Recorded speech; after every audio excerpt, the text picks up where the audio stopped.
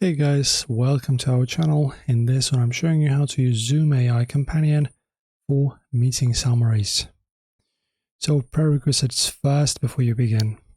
So Zoom AI Companion is included at no extra cost with paid Zoom accounts. It is not available on free basic accounts, you have to know that.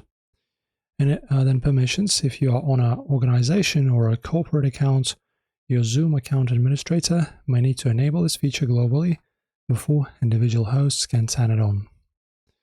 Then sign in into the Zoom web portal. In the left navigation menu, click Settings, right here, Settings. Then find AI Companion here. Locate the meeting summary. You can also choose add to search right here, Summary. Alright, don't forget to enable this AI function, okay? As you can see, enable all spreadsheets to generate, summarize, etc.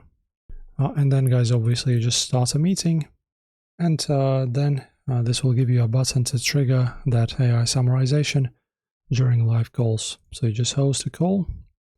Don't forget that you have to have your subscription first.